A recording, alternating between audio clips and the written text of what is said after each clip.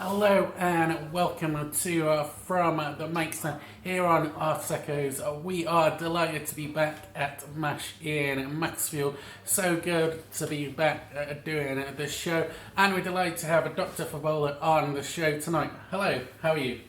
Hey, I'm good, thank you. And how's your day been today? Have you managed to enjoy the sunshine? Yeah, it's been quite nice. It's nice to have a bit of sunlight and Yeah. double digits temperature-wise. That's Definitely. been really nice. Went for a nice walk, and yeah, things are good. Better days are ahead, so that's nice.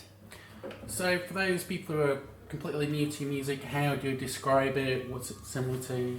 How do I describe it? I like to think of it as easy listening. Yeah.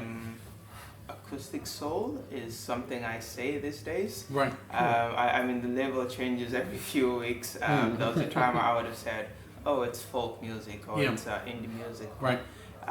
It could be anything, and whatever in our genres these days. I'll just go. I like to think it's easy to listen to. Most Brilliant. people tell me it sounds sweet, so I'd go with that sweet sounding, easy listening music. And it was a perfect accompaniment to the sunshine this afternoon. I was listening to it in the garden, enjoying the tunes. So I think the best way to introduce your music to the listeners is with a live track. So what we're going to start with? I'll start with Something Good. It's a track that came out not that long ago.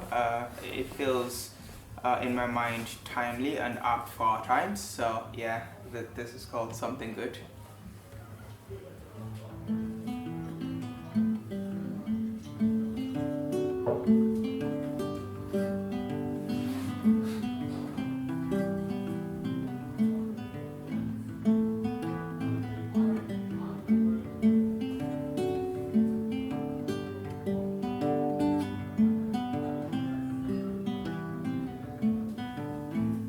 I could do something good. I could do with something good. I could do with something good. I could do with something good. When the night is dark and there's no one around, when the light has gone out and the world's upside down, I could do with something good. I could do with something good. I could do with something good. I could do with something good. When you're beaten black and blue, when you question what is true, when it feels like all is lost, it's okay to say, I could do with something good. I could do with something good. I could do with something good. I could do with something good.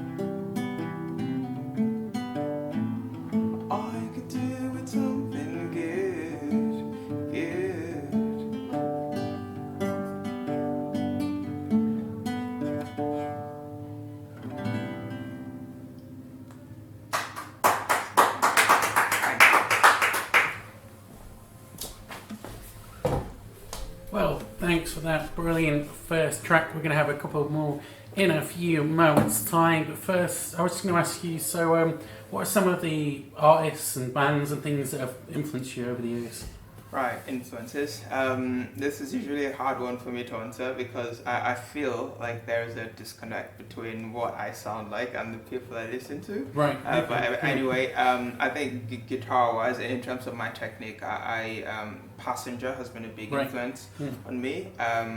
And also, the OGs, James Taylor. Yeah. And just one of the things I got really into in the early days was like Travis picking, just that alternate bass line thumb picking technique. So I learned that and just evolved it into my own style over the years. There's quite a lot of artists that do that or do similar styles. But I also listen to a lot of sort of 60s, 70s soul music, Otis Redding, Sam Cooke. And Stevie Wonder, and I guess on the more contemporary front, bands like Codaline. I enjoy the music. I find it quite uplifting, upbeat, sweet sounding as well. Sure. And what first encouraged you to get on stage and do all your own material and things?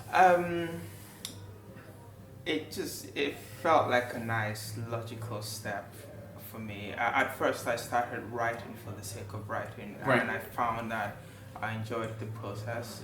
It helped me process my own thoughts. It helped me cope with stress or borderline anxiety even, and I kind of fell into this practice of writing things, and they started looking more and more like songs and music, and I thought, well, why not do something brave? Why not seek out an open mic and go try it out? It was meant to be a one-time thing. I made a pact with a friend, right? I talked about going to an open mic to play music. He talked about going to do stand-up, and we decided, well, let's go do it. And I went and did it and caught a bug and kept doing it. So that's kind of how it started for me. And how has the songwriting process changed over the years? I like to think I'm getting a bit more studied and refined in my process. And I say process, I use that word loosely. I don't think there's one set process that I can pinpoint and say, this is my songwriting and creative process. Sometimes I start with words or lyrics, sometimes I start with a melody, a tune. But I think the one thing that's, constant is I have a feeling, an emotion that I want to try to capture with what I'm writing, and that's what evolves, and it fills the space, and there's words that come to me that capture that emotion. There's the sound of the melody, whether it's a happy sound or a melancholic one. It's just there's an emotion I'm trying to capture, and lyrics come together, melody to try to, and that eventually turns into a song. And you've written an album and released an album. How did you choose the songs to go onto that album? Was it tracks from years ago, or is it written specifically for that? How did that all work? So there's kind of a bit of a, it's been a long winding road that led up to the release of that album, right? But basically those songs are from a previous time. I don't know if it, for anyone listening, if you go and seek it out, you'd see that it's called Good Times, and that was intentional. It was meant to be, it was meant to suggest that those songs captured feelings from a time before COVID. Right. And it's like, oh well, sort of the good old days. And so if you listen to the tracks on the album, they're quite happy and uplifting. The sweetest thing I know, the special is what you are. Really, really happy songs, and my style has evolved slightly since then. Some of the things I've released since take on a slightly different form, but I like to think the underlying themes and message in my music still the same. And where did you record that? A mix. So some of the songs were recorded with one of my mates, Lucas Kane. It's sort of a makeshift home studio. Right. I recorded one track with another friend of mine in his home setup, Tom Pitts. And then there's a few tracks that I've recorded in a studio in London at the Animal Farm Records. Right. Yeah. So the lead, I guess if there is a lead track on that album, it's the Something Good that I've just played.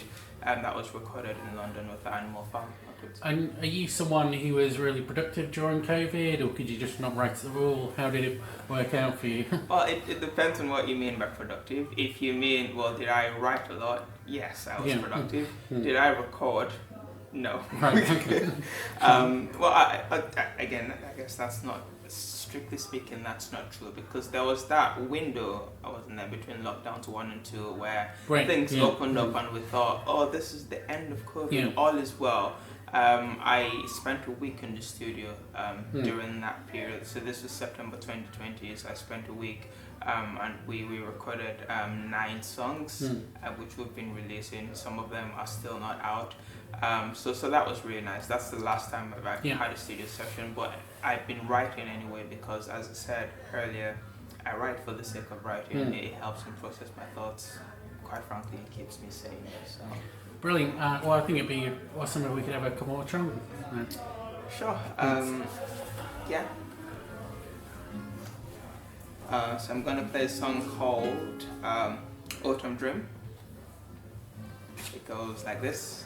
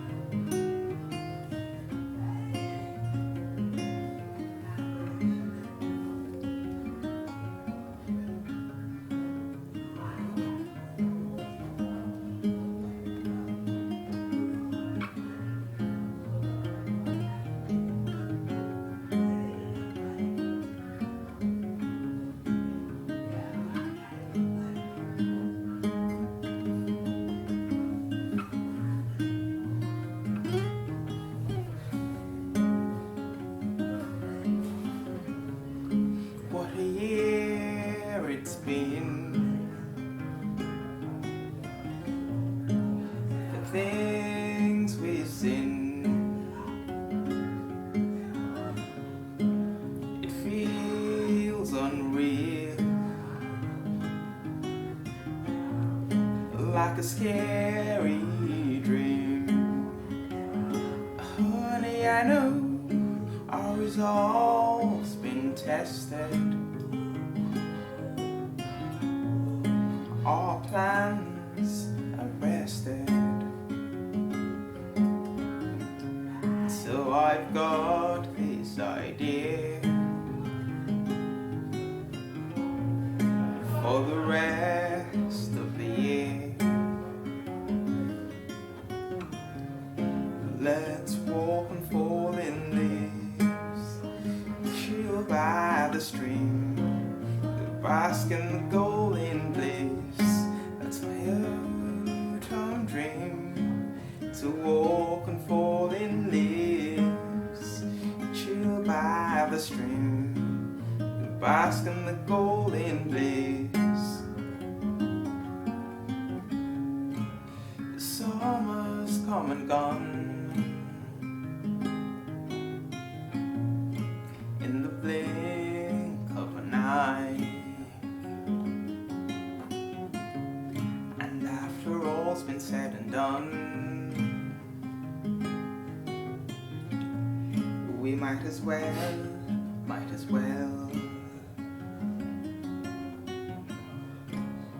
walk and fall in leaves, chill by the stream, bask in the golden bliss. That's my autumn dream, to walk and fall in leaves, chill by the stream, bask in the golden bliss, and take brisk walks and inhale the crisp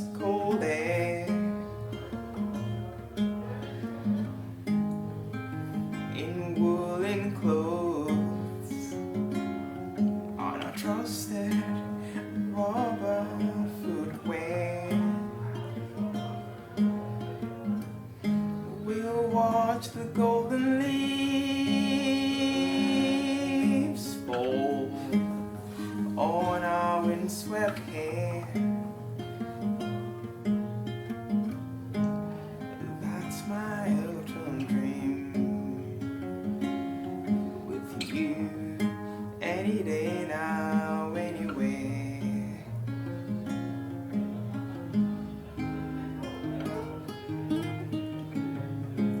To walk and fall in leaves and kissed by the stream, bask in the golden bliss. That's my autumn dream. To walk and fall in leaves and kissed by the stream.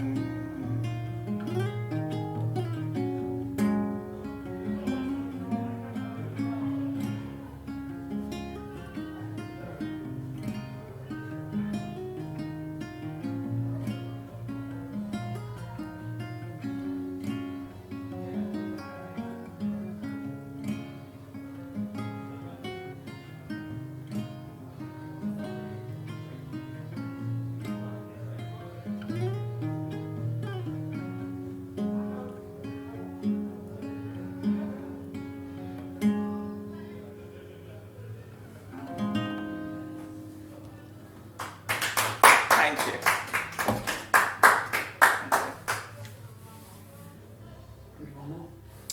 Sure. Okay. This one is called Born of a Woman. It's about existential dread.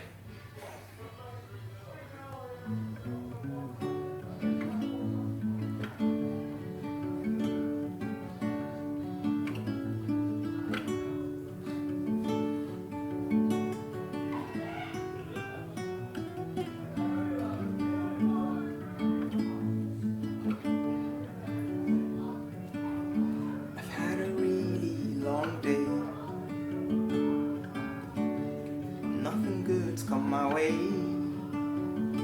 Now I wish and I pray and I hope that tomorrow will be better than today. It wasn't always this way. Dues up and dues to pay, and now it feels I'm losing my grasp this time. And life is slipping away.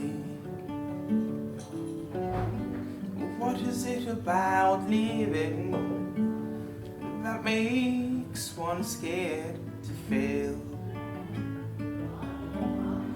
What is it about failing that makes one scared to live? Well, in the end, I'm just human, born of a woman. But I wish that I could be like the birds in the sky, with no care and no tears to cry.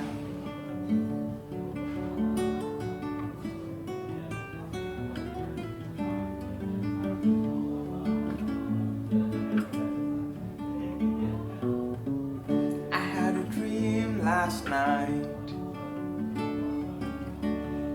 All I did was smile as I watched the sun stand still and high.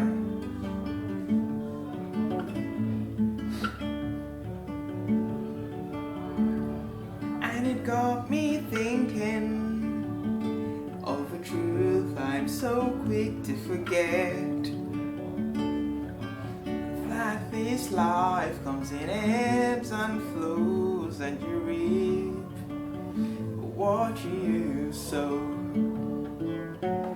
But what is it about trying that makes one scared to fail? What is it about failing that makes one scared to try? Well, in the end, I'm just human, born of a woman. But sometimes I wish that I could soar in the sky with no care and no tears to cry.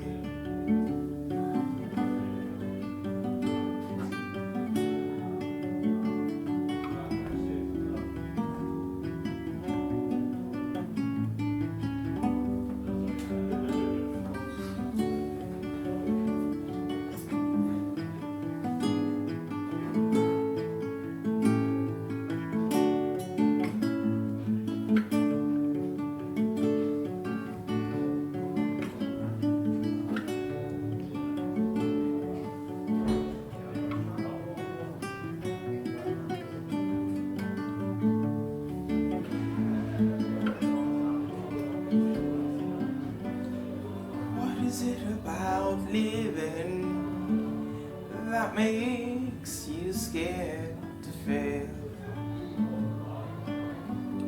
What is it about failing that makes you scared to live? Well, I'd keep on living. I'm gonna keep on believing. 'Cause if I could be like the birds in the sky, then I wouldn't be me. No, I wouldn't be me. No, I won't be me.